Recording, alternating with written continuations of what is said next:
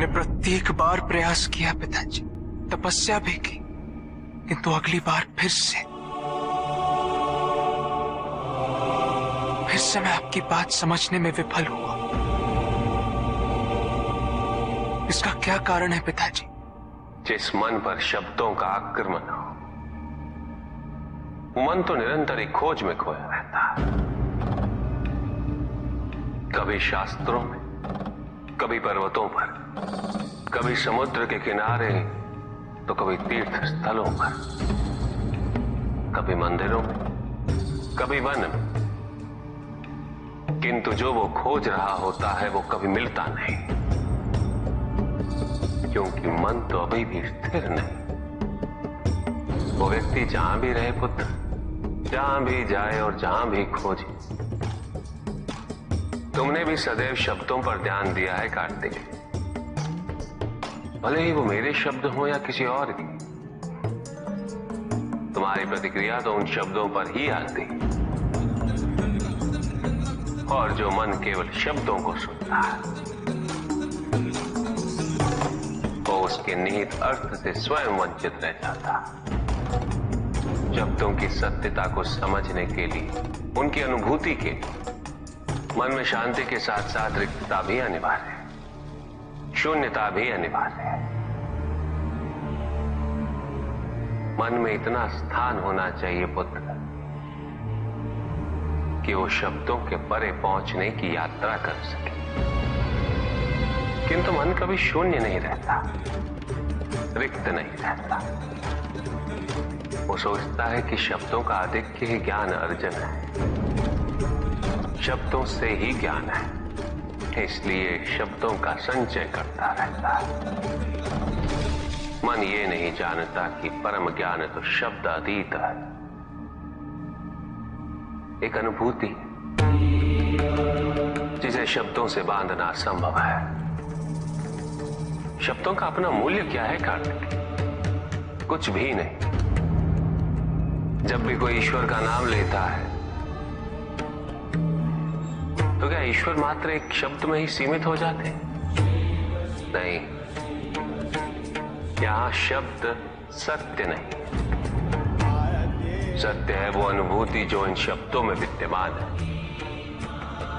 यदि शब्द ही सत्य होते तो मात्र भोजन कह देने से व्यक्ति की क्षुधा शांत हो जाती। इसीलिए माता शब्दों की नहीं पुत्र, उस अनुभूति की है जो उन शब्दों से संबद्ध है। यदि शब्द नहीं भी होते तो वे ईश्वर अवश्य होते। यदि शब्द नहीं भी होते तो सुख और दुख की अनुभूति अवश्य होती, जल की शीतलता की अनुभूति होती, सूर्य की ऊष्मा और चंद्र की शीतलता की अनुभूति होती, प्रेम की अनुभूति होती। किंतु यदि अनुभूतियां ना हो तो शब्द निरर्थक है। शब्दों से तृप्त हो जाना ज्ञान का अंत है, अज्ञानता का प्रारंभ है। ज्ञानी वही है जिसके पास अनुभूतियां, अनुभव हो,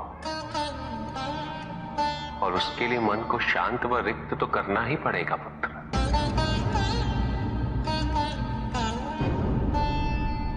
युद्ध किसी व्यक्ति से नहीं गणेश, मानसिकता से होता है। युद्ध में संघर्ष अच्छाई या बुराई का नहीं होता, सभी में अच्छाई है और बुराई भी है पुत्र। युद्ध तो विचारधाराओं का होता है। व्यक्ति अपने पराक्रम पर, अपनी क्षमता पर विश्वास कर युद्ध करता है, और जब उस विश्वास को क्षति पहुंचती तो सब कुछ निरर्थक प्रतीत होने लगता है। किंतु आपसे पराजित होकर भी लोहितांग क्यों नहीं समझ रहा? उसे अपनी स्वतंत्र इच्छा का उपयोग कर उचित मार्ग पर चलने का प्रयास करना चाहिए। व्यक्ति अपने को खो दे समझती है, व्यक्ति अपने को समर्पित कर दे, छोड़ दे अहंकार को, तो भ्रम की इच्छा ही पूर्ण होती है। और अभी भी वही फलित हो रही है। ऐसा नहीं है कि हम उससे भिन्न फलित करा लेंगे, लेकिन व्यक्ति भिन्न फलित कराने में लड़ेंगे, टूटेंगे, नष्ट होंगे। एक नदी में एक बार बाढ़ आ गई पुत्र। दो छोटे से तृण उसमें बह रहे थे और उसमें से एक नदी में तिरछा पड़ गया और वो बाढ़ को रोकने का प्रयास कर रहा था। वो अत्यंत ऊंचे स्वर में कह रहा था कि नदी को आगे नहीं बढ़ने देगा। यद्यपि नदी तो बस बढ़ती ही जा रही थी। वो फिर ऊंचे स्वर में यही कह रहा था कि मैं इसे अवश्य रोकूंगा, यद्यपि रोक नहीं पा रहा था। नदी को तो उसके संघर्ष का कुछ भी पता नहीं चल रहा था, किंतु नदी को उसके होने या ना होने से क्या अंतर। उस कण के लिए तो यह अत्यंत महत्वपूर्ण था। उसका जीवन तो संकट में था। वो तो बस बहे जा रहा था। वो जहां भी पहुंचता, किंतु उससे पहुंचना तो संघर्ष करके ही था। किंतु ये बीच का क्षण, ये बीच का काल दुख, पीड़ा, द्वंद्वता का काल है। वहीं दूसरी ओर जो दूसरा तृण था, उसने अपने को समर्पित कर दिया। वो तो नदी में सीधा पड़ा हुआ था, नदी के प्रवाह के साथ साथ बहता जा रहा था और उसे ऐसा प्रतीत हो रहा था जैसे कि वो नदी को दिशा दे रहा है, उसे प्रवाहित होने में सहायता कर रहा हो। वो तो ये निश्चय कर बैठा था कि नदी को समुद्र तक पहुंचाकर ही रहेगा, किंतु नदी को उसकी उपस्थिति का भी आभास नहीं था। नदी पर उन दोनों के होने या ना होने का कोई प्रभाव नहीं था। नदी तो बस बहे जा रही थी। ब्रह्म की इच्छा को जाना नहीं जा सकता, किंतु ब्रह्म के साथ एक अवश्य हुआ जा सकता, और तब व्यक्ति की अपनी इच्छा तो खो ही जाती है, केवल उसकी इच्छा ही शेष रह जाती है। द्वैतांग को अपनी आगे की यात्रा पूरी करने हेतु अत्यंत महत्वपूर्ण निर्णय अवश्य लेने होंगे। केवल उसके अहंकार को, अपितु उसके आत्मसम्मान को भी क्षति पहुंची। जहां से इस युद्ध का अंत हुआ है, वहीं से लोहितांग के अंतर युद्ध का आरंभ हुआ है। और जो भीतर पराजित होता है, उसे हर दिशा में केवल पराजय ही दिखती है।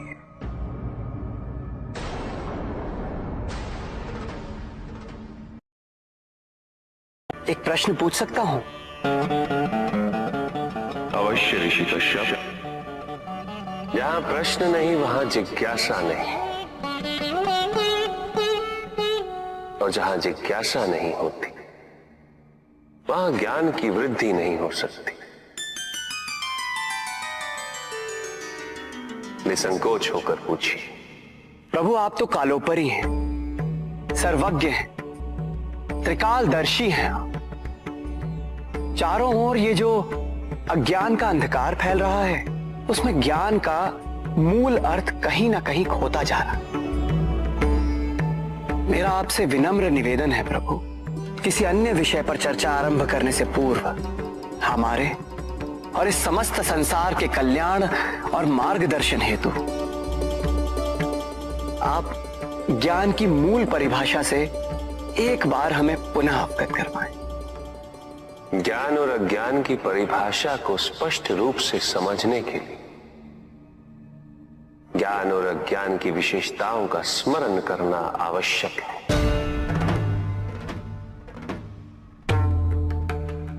जिसके कारण स्वार्थ, विनाश, क्रूरता, अशांति और भय में वृद्धि हो, वो अज्ञान है। किंतु जो व्यक्ति को उदार, निर्भीक, सहनशील और विनम्र बनाए, वही ज्ञान है।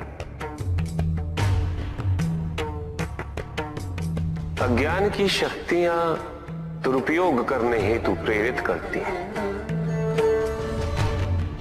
किंतु जो अपनी शक्तियों और अपने सामर्थ्य के प्रति अपने उत्तरदायित्व को समझाए, जो न केवल अपने अपितु अपने से पहले संसार के उद्धार हेतु प्रोत्साहित करे, वो ज्ञान है। ज्ञान का मूल उद्देश्य ही परोपकार है, सृजन है। दूसरों की भावनाओं को समझना, उनका आदर करना, यही ज्ञान है। क्योंकि ज्ञान हमें न केवल अपने अपितु दूसरों के दुख और सुख के प्रति भी संवेदनशील बनाता है। किंतु जो दूसरों की भावनाओं का अनादर करे, उसे ज्ञान की श्रेणी में कैसे रखा जा सकता है? अज्ञान के कारण व्यक्ति सांसारिकता में बंधता जाता है, मोह माया में उलझता जाता है। अज्ञान परम सत्य से दूर ले जाने का माध्यम है, किंतु ज्ञान व्यक्ति को परम सत्य की ओर ले जाता है। ज्ञान मुक्तिदायक है, मोक्ष का मार्ग है, और इस मुक्तिदायक ज्ञान का सर्वोच्च रूप है आत्मज्ञान, और यही ज्ञान की पूर्णता भी है। सभी के उद्धार के लिए मैं आपसे निवेदन करता हूं, भक्ति का उचित मार्ग बताए हमें, ताकि मेरी भांति दूसरा कोई भूल ना करे। भक्ति मुक्ति का आधार है पुष्पधन, और मुक्ति तो केवल समर्पण से ही संभव होगी। और समर्पण के लिए पुष्प नहीं, स्वर्ण नहीं, आभूषण भी नहीं, रत्न नहीं, धन, विधि विधान ने केवल अपने मन को अर्पित करना अनिवार्य है। जानना चाहते हो पुष्पधन कि वो कौन से पुष्प हैं जो मुझे अत्यंत प्रिय है? इंद्रियों का नियंत्रण, दया, शांति, तप, क्षमा, ध्यान और सत्य। और जब कोई मेरे इन पुष्पों से आराधना करे, मैं अवश्य प्रसन्न होता हूं। भक्ति में भव्यता आवश्यक नहीं है पुष्पधन, अभी तो सरलता आवश्यक है। भक्त के लिए ये समझना अत्यंत कठिन हो जाता है, प्राय भक्ति कब मोह में परिवर्तित हो जाती है,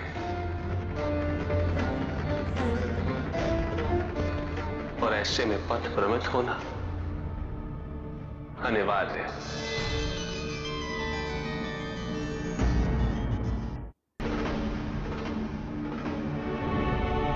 प्रभु, तांडव की परिभाषा क्या है तांडव? उसे आरंभ करने से पूर्व मन में कैसे भाव होने चाहिए? तांडव नृत्य जगत की 5 क्रियाओं का संकलन है। सृष्टि, स्थिति, प्रलय, तिरोभाव और अनुग्रह। अग्नि, जल, वायु, पृथ्वी और आकाश। मेरे नृत्याकार शरीर के 5 मुख,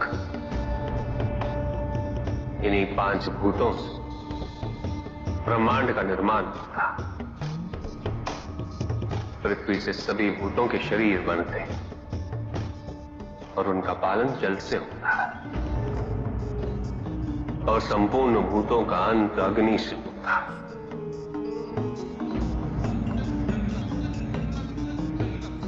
वायु तथा आकाश में तिरोभाव और अनुग्रह की शक्ति। इस प्रकार मेरे ये 5 महाभूत मुख मेरे नृत्य की 5 महाक्रियाओं का प्रतीक है। धन आवश्यक है ऋषियत्र, क्योंकि धन मूल आवश्यकताओं को पूरा करने में सहायक होता है। किंतु जब कोई व्यक्ति इच्छाओं को आवश्यकता समझने लगे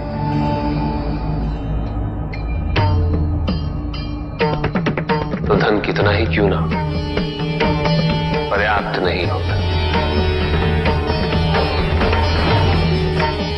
क्योंकि इच्छाएं अंतहीन है।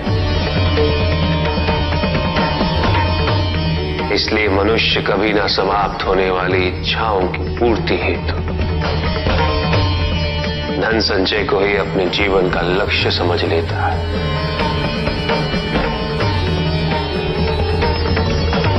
वो लोभी बन जाता है।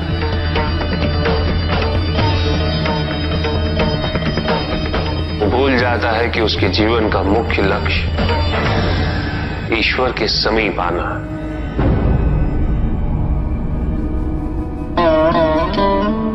ऐसे लोभी व्यक्तियों को अपनी मृत्यु के समय भी यही दुख रहता है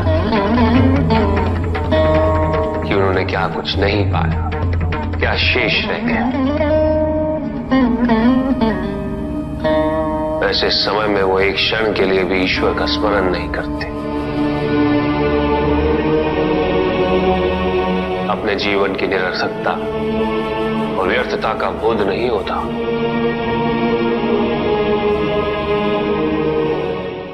चाहिए धन चाहे कितना भी हो ऋषियत्र, मूल आवश्यकताएं तो केवल उतनी ही। तन ढकने के लिए वस्त्र, पेट भरने के लिए आहार और शरण के लिए भवन। इन आवश्यकताओं के पूर्ण होने के पश्चात जो भी है वो इच्छा है। धनी व्यक्ति के पास जो भी अतिरिक्त धन होता है वो उसे दान करना चाहिए, उनके उद्धार के लिए जो अपनी मूल आवश्यकताओं को पूरा नहीं कर सकते।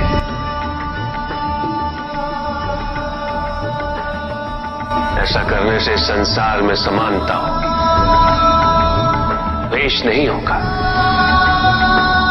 सद्भावना बनी रहेगी। किंतु कुछ व्यक्ति इस तथ्य को समझ ही नहीं पाते। उन्हें अपने एकत्रित किए हुए धन से इतना मोह हो जाता है कि वो उसका एक अंश भी किसी और को नहीं देना चाहते।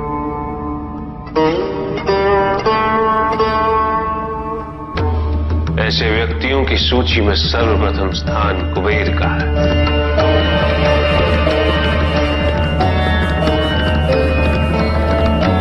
इस संसार में सबसे अधिक धन उन्हीं के। शक्तिशाली बनना अत्यंत कठिन है, किंतु उससे भी कठिन होता है शक्तिशाली बने रहना। और इसके लिए आवश्यक है कि हम शक्तियों से प्राप्त हुए उत्तरदायित्व का सम्मान करें।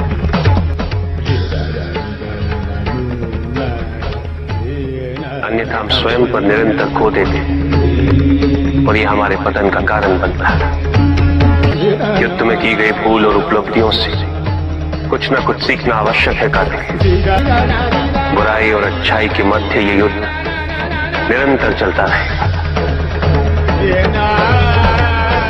आज एक अध्याय समाप्त हुआ है, कल दूसरा अध्याय आरंभ होगा। जब तक इस समस्त संसार में बुराई है तो अच्छाई भी होगी। किंतु अच्छाई और बुराई के युद्ध में जीत सदैव अच्छाई की ही होगी। प्रभु, क्या संसार में केवल सुख का होना संभव नहीं है? प्रत्येक आत्मा का लक्ष्य केवल सुख की प्राप्ति ही तो है।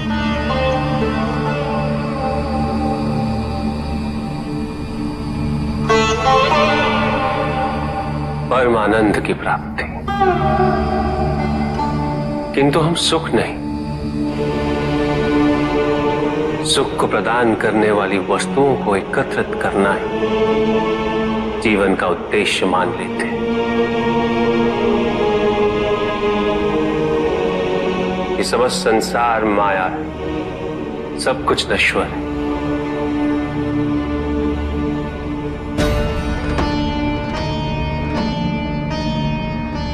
जिन वस्तुओं को हम सुख का स्रोत समझकर एकत्रित कर रहे हैं वो सदैव नहीं रहेंगे। जो व्यक्ति सत्य को जानते हुए भी लोभ का परित्याग नहीं करते, वो सदैव इन्हें खोने के भय में जीते।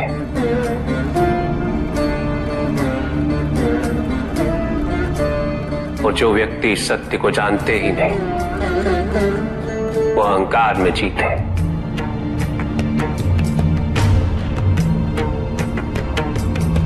और जहां अहंकार और भय उपस्थित हो, वहां सुख कैसे रह सकता?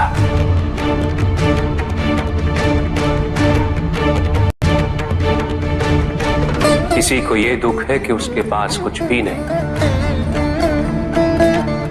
और जिसके पास सब कुछ, उसे ये दुख है कि पाने को कुछ शेष नहीं। सुख को हम स्वयं अपने दृष्टिकोण से परिभाषित कर देते हैं, जबकि वास्तविकता इससे भिन्न है।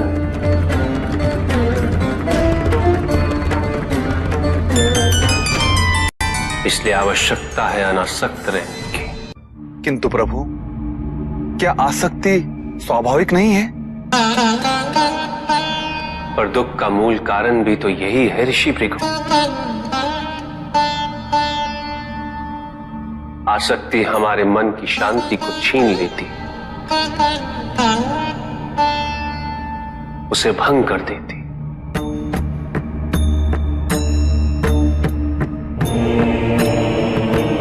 हमारी बुद्धि को स्थिर नहीं रहने देती, उसे चंचल बना देती।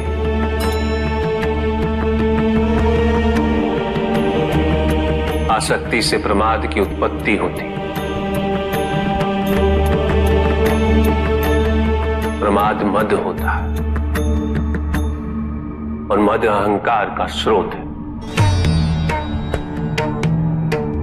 और अहंकार पूर्णतः अशुभता में परिवर्तित हो जाता है, अर्थात आसक्ति अशुभता की जननी। इसलिए अनावश्यक है। तो प्रभु, आसक्ति को अनासक्ति में कैसे परिवर्तित किया जा सकता है? और हम आसक्ति से कैसे उबर सकते हैं प्रभु? आसक्ति से मुक्त होना ही अनासक्ति है। आसक्तिहीन होने के लिए अपने और पराये का भेद मिटाना अनिवार्य है।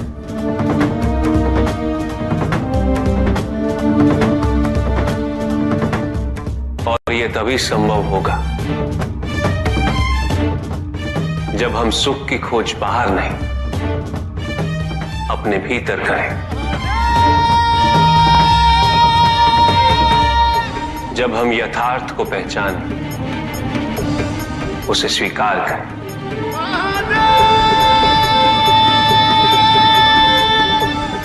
हम अपने सुख को सांसारिक तत्वों से परिभाषित नहीं करें। जब तक हम ऐसा करते रहेंगे, हम बंधते जाएंगे। जब हम स्वयं अपने भीतर झांकना आरंभ करेंगे, हमारी मुक्ति का मार्ग स्वतः प्रशस्त होता जाएगा। महादेव, आपने हमें दुख का कारण तो बता दिया। प्रभु, ये विवाह मुझे स्वीकार्य नहीं है प्रभु। मैं मेरे जीवन का प्रत्येक क्षण आपकी सेवा में समर्पित करना चाहता हूं। मैं नहीं चाहता हूं कि मेरा कोई भी संबंध मेरे भक्ति को विभाजित या बाधित करने का कारण बने। नंदी, विवाह तुम्हें मेरी भक्ति के लिए अयोग्य कैसे बना देगा? उसमें बाधा कैसे उत्पन्न कर देगा? माता, आपके और प्रभु के बीच में इतनी चुनौतीपूर्ण स्थितियां उत्पन्न हुई, फिर भी आप दोनों स्थिर रहे। किंतु मेरे लिए यह संभव नहीं है माता, क्योंकि मैं अपने दायित्व के मार्ग में कोई भी विकर्षण सहन ही नहीं कर सकता। नंदी, मेरे एक प्रश्न का उत्तर दोगे? पहले तो तुम केवल मेरे प्रति ही समर्पित थे, किंतु अब तुम मेरे साथ साथ पार्वती की भी आराधना करते हो।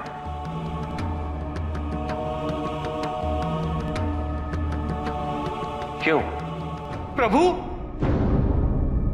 माता आपकी अर्धांगिनी है, आपकी पूरक, जिस प्रकार आप उनके पूरक हैं। आप माता के कारण आनंदित रहते हैं, उनकी उपस्थिति आपको प्रसन्नता देती है। अन्यथा आपको इतना हर्षित उनसे पहले मैंने कभी नहीं देखा है।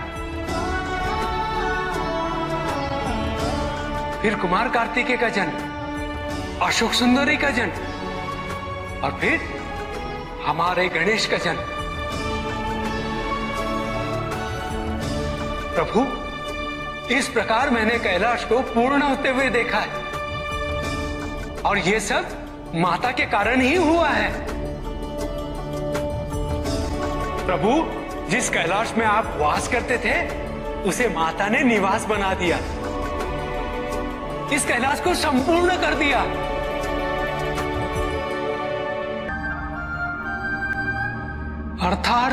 अर्थात व्यक्ति की पूर्णता हेतु विवाह आवश्यक है नंदी। जैसे स्वामी और हम एक दूसरे के पूरक हैं, उसी प्रकार तुम्हारी अर्धांगिनी और तुम एक दूसरे के पूरक बनोगे। विवाहित जीवन की अनुभूति, परिवार का सुख, उसके सुख और उसकी सुरक्षा के लिए संघर्ष, ये सभी अनुभूतियां व्यक्ति के विकास के लिए अनिवार्य है नंदी। किंतु प्रभु, मेरी स्वतंत्रता। स्वतंत्र तो वो नहीं है नंदी जो विवाह के विचार से भयभीत होते हैं या संकोच करते हैं, क्योंकि स्वतंत्रता तो वो है जो किसी भी विचार से प्रभावित ना हो, किसी भी सुख, किसी भी दुख से प्रभावित ना हो।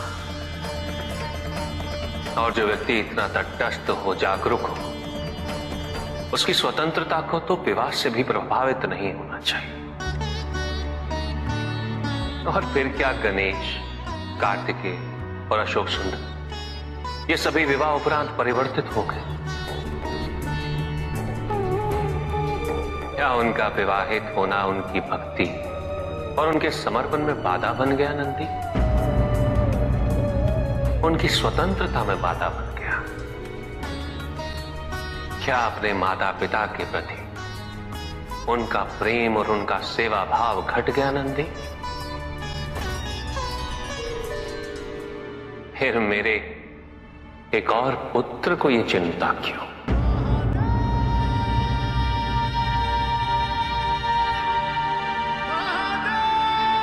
ये भय क्यों नंदी?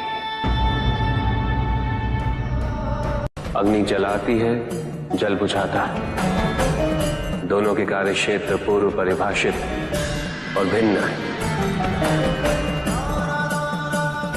दोनों एक दूसरे को प्रतिस्थापित नहीं कर सकते। इसी प्रकार इस समस्त संसार में सभी की भूमिका पूर्व परिभाषित। संसार की यही विविधता इसकी विशेषता भी है।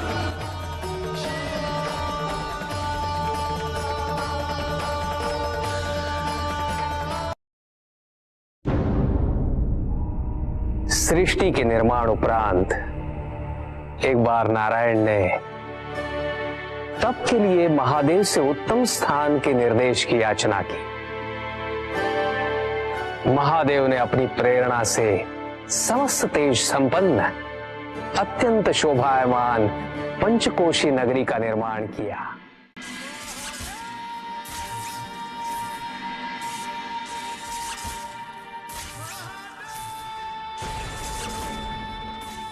वहां उपस्थित होकर नारायण ने बहुत काल तक तपस्या की।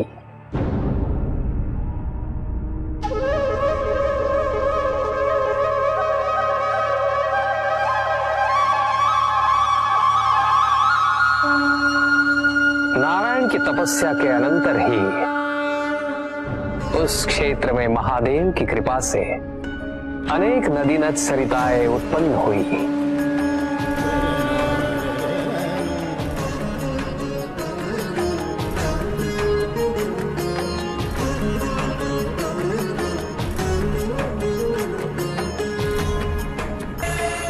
इस सब को देखकर आनंदमयी हो उठे नारायण ने जैसे ही अपना शीश हिलाया, उनके कान की मणि गिर पड़ी। मणिकर्णिका के उस पंचकोश वाले विस्तृत क्षेत्र को महादेव ने अपने त्रिशूल पर धारण किया। महादेव ने अपनी शक्ति से उस पंचकोशी तीर्थ को सभी 14 लोकों से पृथक रखा और आगे इन सब से अलग उसको मृत्युलोक में स्थापित किया। नारायण की यह मणिकर्णिका हमारे द्वारा निर्मित इस विश्व में स्थान पाए और सभी जीवों को हमारी ओर लाने का साधन बने। महादेव, आपने कहा था कि आप इसे इस लोक में स्थापित करेंगे। अब समय आ गया है। महादेव की कृपा से उस मणिकर्णिका का विस्तार पंचकोश तक हो गया। ये मणिकर्णिका पंचकोश की काशी बनकर इस पृथ्वी पर सदैव रहेगी।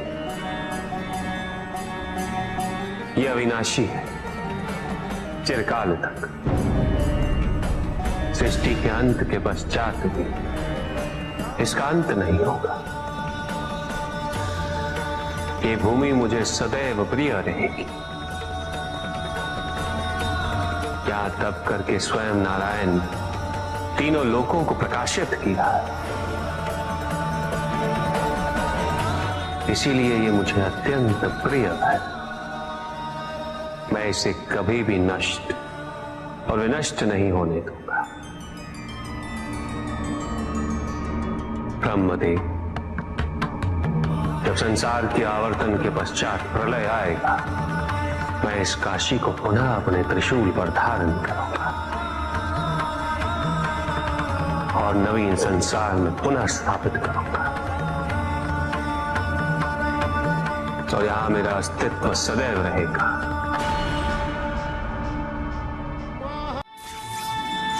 महादेव ने उस क्षेत्र से अपने आत्मिक योग को ध्यान में रखते हुए अपने ज्योतिर्लिंग को वहां स्थापित किया, जो इस क्षेत्र से कदापि पृथक नहीं हो सकता।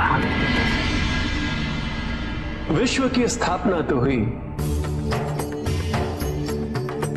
किंतु इस ज्योतिर्लिंग को आपने उस स्थान पर स्थापित किया है जिसकी ऊर्जाएं विश्व से परे। इस ज्योतिर्लिंग को विश्वेश्वर ज्योतिर्लिंग के नाम से जाना जाएगा।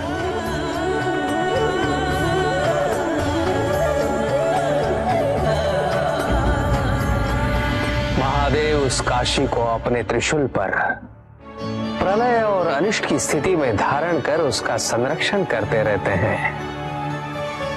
इसीलिए ये क्षेत्र सभी लोगों से न्यारा है।